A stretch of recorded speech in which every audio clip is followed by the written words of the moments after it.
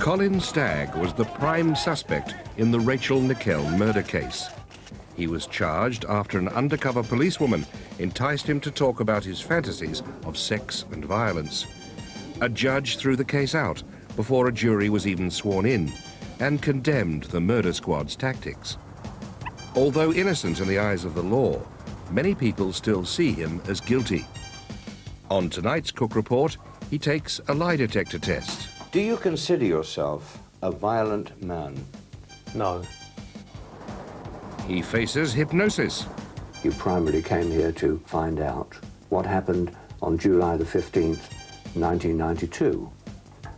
And in the ultimate test, Hello, Colin. he goes for the truth drug, as we examine, for the first time in public, Colin Stagg's defence.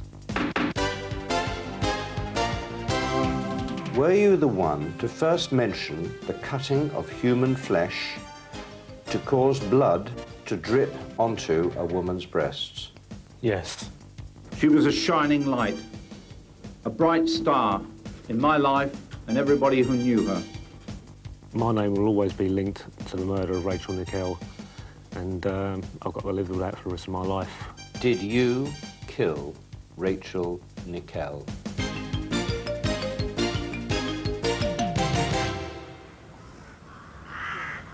Wimbledon Common, scene of Rachel's murder, and the start of a very unusual investigation for us. It's unusual in that not only does the man at the centre of the case have a perfect right, as do we all, to be presumed innocent, but also a judge has already thrown out the case against him. We wouldn't presume to try him again today, but what we are going to do, with his cooperation and for the very first time, is to test his side of the story, a story a jury never heard. That on the 15th of July, 1992, Wimbledon Common, you murdered Rachel Nickel, causing her death by multiple stab wounds. These are police videotapes of Colin Stagg's interrogation. His legal team gave us complete access to his defence case. He's always protested his innocence and pointed to a lack of any forensic evidence. I mean, there was nothing there to tie me in with any crime whatsoever. There's no forensic evidence? No forensic, no. Which there wouldn't be, one would think, after 2 months. If there had been, it would have gone, wouldn't it? Well, I don't know, they took samples off me, my body, hair, pubic hair, skin, saliva. If there was any of that on Rachel Nickel, then surely they would have, you know, discovered it.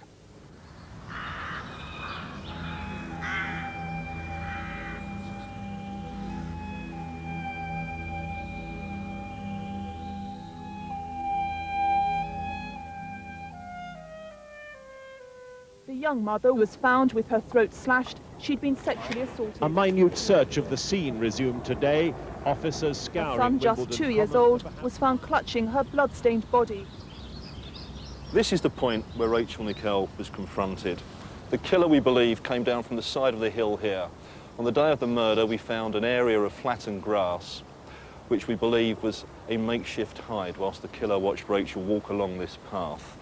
Alex, the little boy, told us that as soon as his mum had been confronted at knife point, he was picked up and thrown into some brambles. We know Rachel was confronted at this point because the T-shirt she was carrying, belonging to her son, had her footprint on it and was found here. She was then goaded at knife point back to the foot of the silver birch tree here, where the stabbing and the sexual assault took place. The killer was taking an enormous risk. The attack, we believe, would have been carried out in not less than 3 minutes. With so many people on the common and in such an exposed area, it leads us to believe that the killer's mental functioning was such that he was prepared to take any risk to achieve his aims. 2 months after Rachel's murder, police created a computer-enhanced photo fit of the suspect. They built up a psychological profile of an unemployed local man, sexually inexperienced and obsessed with pornography. The profile and the photo fit led police to the door of Colin Stagg. The 29-year-old self-confessed virgin lived on his own in a flat nearby. Police discovered he'd written to a woman through a Lonely Hearts advertisement 18 months earlier, suggesting sex on Wimbledon Common.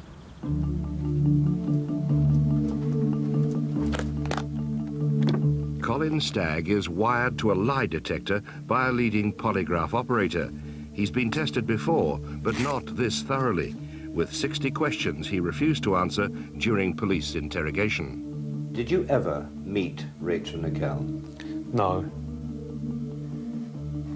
Were you charged with indecent exposure as a result of your habit of sunbathing naked on Wimbledon Common? Yes. Though not accepted in Britain, lie detectors are widely used by American police and are accepted by most US judges. They work by measuring minute variations in specific body areas. Breathing, both thoracic, chest, abdominal, stomach, the pulse rate, and the galvanic skin response, the sweatiness of the palm. And those four things, some people can control their breathing from the chest, but not from the stomach, and vice versa. Nobody can control all four of those simultaneously. Did you visit Wimbledon Common that day between 8 a.m. and 9 a.m. approximately? Yes. Colin Stagg said he went to the Common twice on the day Rachel was murdered, but wasn't there at the time of her death. We discovered his account of his first walk didn't tie in with statements from other witnesses. Leaving home before 8:30, he says he crossed Roehampton Lane, round Skio Pond, then went through an underpass at Kingston Road, past a small hill, then headed back home, arriving before 9:30, where he fell asleep watching a quiz show, either Crosswits or Lucky Ladders. We've got the TV Times of the day. It wasn't on. It hadn't been on for a month. Lucky Ladders hadn't been on for even further. What was on the day was a children's show on BBC One, an old Tarzan film. ITV. It was on ITV, was it? Yeah. Well, on ITV, on your favourite station, on Channel 3, it was a phone-in show. You've got to bear in mind this was 2 months after that day. So obviously, you know, nobody can remember what they were watching on telly 2 months ago, you know, at a certain time. But it was around about that time that quiz programmes were coming on. So it fitted what you needed to say, some people might say. They'll say what they like. I will put to you that what in fact happened on that day is that you didn't go home and fall asleep at 9:25, but in fact you were seen entering the Common by a woman called Susan Gale on the 15th of July. No comment. This woman knows you by name. Susan Gale was walking from Jerry's Hill towards the Putney Vale Cemetery underpass when she saw him at 9:25. He was wearing a white T-shirt and a bum bag and was heading towards the windmill. Colin Stagg remembers the meeting but insists it wasn't on the day of the murder. Mrs. Gale says that she saw you on the windmill path at 9:25. You say at that stage you were at home drifting off to sleep in front of the telly. Who's right? I'm right. Why should Susan Gale tell lies? The school supervisor told police she specifically remembered the day and the time because she had to return home to take her mother-in-law to collect her pension. She says that she saw you that morning entering the Common at 9:25 by the Putney Vale underpass. And that she saw you and your dog fights with her dog and you raised your hand and you said, as much as to say, it's all right, I'll put him on the lead. Is she wrong about that? Is she wrong about that, Colin? No comment. First of all, you said you didn't see her at all. When did I say that? Well, in statements to the police, you didn't see her at all. Perhaps because they mentioned her by name, and at that time I didn't know her name. I see. You then said it must have been after the murder. You sat down and thought about it when you were being held overnight and wrote 11 pages of handwritten notes saying it must have been after because you remember the police cordons, the tapes and things. Yeah. Then she says, no, I was not on the Common afterwards, only once, 6 weeks later, at a completely different time and a different place. And after that, you change your story again and say, well, it must have been before. Well, I was trying to remember the day she was describing. And before I found out later that she never went on at the Common after the murder. Well, then you had to change your story to fit the facts, didn't you?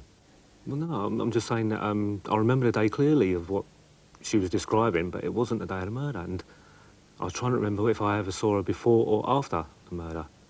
So when the police told me that she never went on the Common after, so it must have been before. So Well, it could. The answer could be. It might have been in between. It might have been the day of the murder. it wasn't. Well, she says it was. I'm saying it wasn't. Another witness, Jane Harriman, told police she saw a man she later identified as Colin Stagg 3 times. Firstly at 10:10 near the Royal Surrey Regiment Memorial.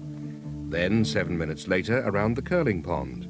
And then at 10 coming out of the woods and heading back towards the memorial. She was sure he was wearing a white shirt and carrying a black bag. He says he wore a black T-shirt and has never had such a bag.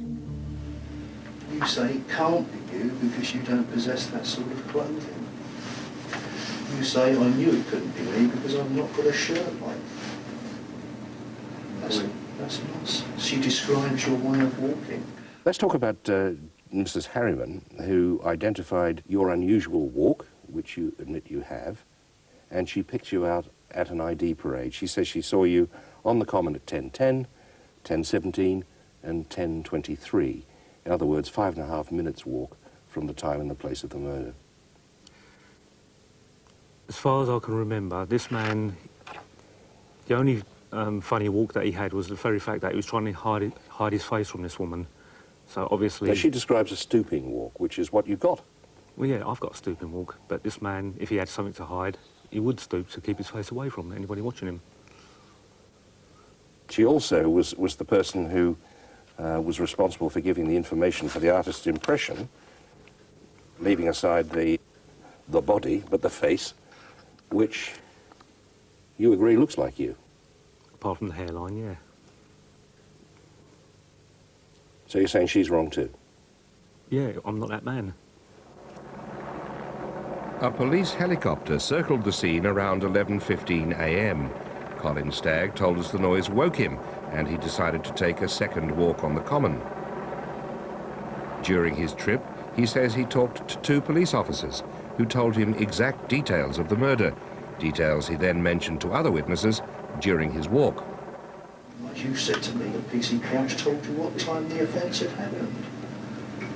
Can't possibly have done that. It was well into the afternoon, late into the afternoon, when we suddenly discovered the time the murder had occurred. And as far as the PC on the periphery of the Common would have been concerned, it could have happened the night before. But all of a sudden, you are telling lies within an hour to an hour and a half after the offence, displaying a knowledge as to when it was safe to be on the Common and when it was safe not to admit being on the Common. You also said to PC Couch, who was one of those cordoning off the Common, that you were there between 8:15 and 8:50. I can't remember the times in detail, but it sounds about right. Well, that would be a safe time to admit, wouldn't it? Because you also say that you'd learnt from PC Couch that the murder took place at around about 10:30. Yeah, that's right. Well, PC Couch was not in possession of that information at that stage. Neither were any of the senior officers involved until some hours later. The police are dirty bastards, you know that. They set people up. They change their statements so they can set people up. Everybody knows that. Do you consider yourself a violent man? No. Question 28 on the lie detector test said, "Are you a violent man?" And you said? I said no. Right. Did you stab your brother? No, I nicked my brother. You nicked your brother. But you stabbed him, or nicked him, with what? An old pair of blunt secateurs. Why did you give the police a drawing of what is plainly a knife? That was involved in it, but I never used that. It was the secateurs I nicked him with. And you're not a violent man? No. Why did you attack a cameraman? You went for him with the dog's chain wound round your fist. By then, I'd been termed a lot of things by the press, by the media, and I was under a lot of pressure. Every time my name was mentioned, I was called a flasher, pervert, even murderer. If somebody was going to keep calling you that, you wouldn't go and greet them and give them a good sturdy handshake, would you? There are two good examples of violence there.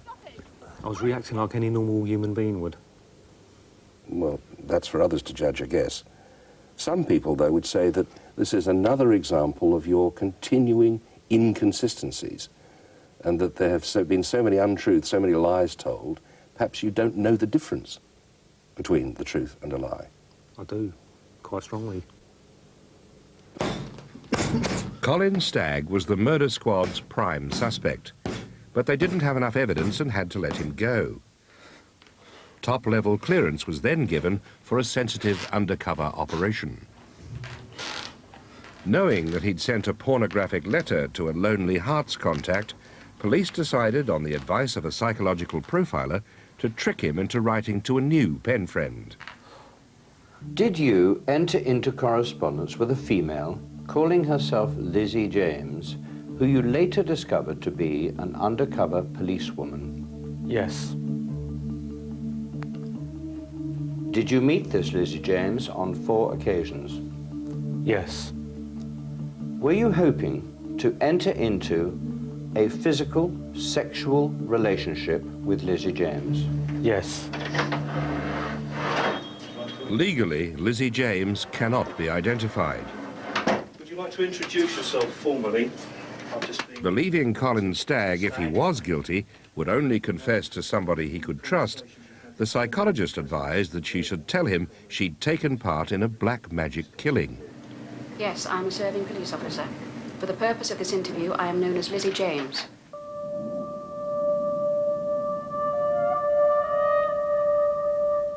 Before that crucial meeting with Lizzie James, Colin Stagg prepared a graphic letter detailing violent sex using a knife on Wimbledon Common. Within minutes of Lizzie confessing her invented secret, the letter was handed over. You're saying that after the first meeting, you then introduced the knives and the blood and things like that? Yeah. After she told you her guilty secret at the first meeting? Yeah. But that's not true, Colin, is it? Because you gave her that letter which you had written in advance, right, yeah. As she left. So that letter had been written before yeah. you knew the guilty secret. Yeah. So what you told me wasn't true.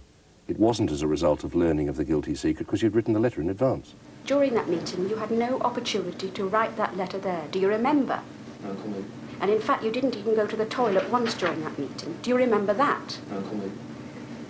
You handed me that letter, and I got into the taxi, and you walked away.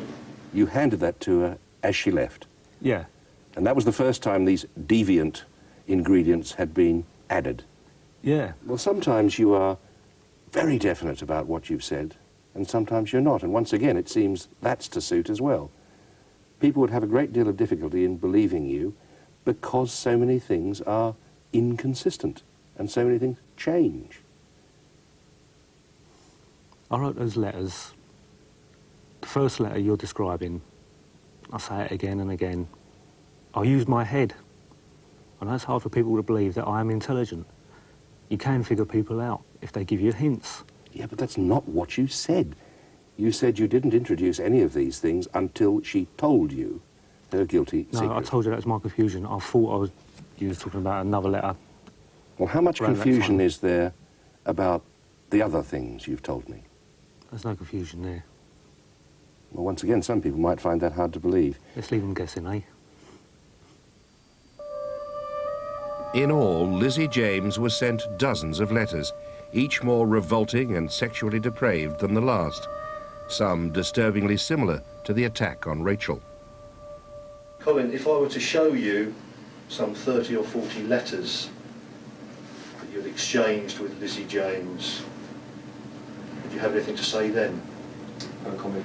Concerning your sexual activity, in particular, your desire to have sexual intercourse and sexual practices on Wimbledon Common and in open woodland involving the use of knives. No comment. where blood is caused to flow. Some of the ingredients of these fantasies, sex with a stranger, nakedness in the park, bondage, all that sort of thing, dripping blood, these things also apply, they also apply to the way poor Rachel Nickel died. She wasn't naked as far as I was known. You know, she just had her clothes torn down, as far as I discovered. And a lot of the things that are in your fantasies turned out to have happened to Rachel. Are you saying there's another man running around somewhere who has an identical set of fantasies to you? They're not my fantasies, they're stories that I made up. Well, stories that he made up then. Stories in... He's got the same story in his head, well, no, driving him as you the had. The man who done that, the difference between that man and me is that he has these fantasies, otherwise he wouldn't have done that. And he enacts out his fantasies. So you didn't act out your fantasies or stories, but somebody else with an identical set of stories or fantasies has acted them out on Wimbledon Common. Yeah, of course. Somebody much more dangerous than me, because he believes in his fantasies and his stories. Well, to him, they're his fantasies, but these are just stories I just made up at the top of my head. You told the truth, did you? You told the truth that you were at home by 9:15 at the latest on the day that Rachel was murdered. I think what happened is once you'd been seen by the Harrimans, you walked off down the windmill path, you walked over the top of the tumulus and you sat down in a little patch of grass. I think you actually described in one of your letters to Mrs. Jones the fact that you see this gorgeous blonde woman approaching from the distance. Is that what happened to Rachel? You looked down from your vantage point and spied her, and you rushed down and you ambushed her, and you pushed the little boy face down, into the mud. Then you stabbed Rachel 49 times. Test 4. Did you kill Rachel Nickel? No. After 60 questions, our tester spent 2 days analysing the recorded body signals before declaring his findings. Colin Stagg categorically did not kill Rachel Nickel.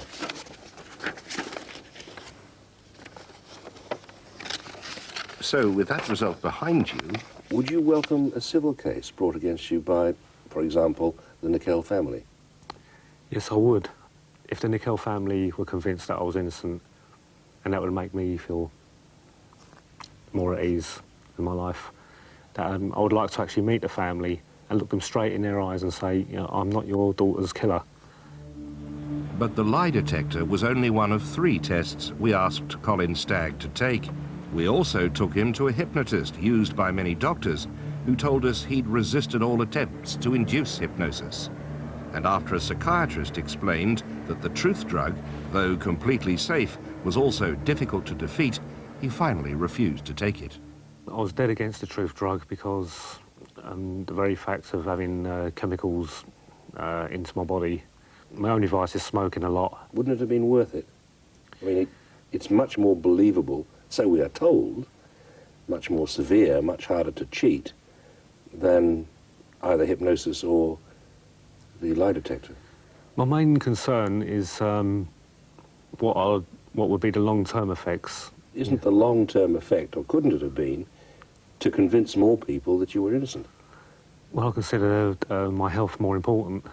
Yet all these other questions, Colin Stagg, remain unanswered. I've answered them as best as I could, and I did my best. And it's up to the viewers to decide who to believe. Fair enough.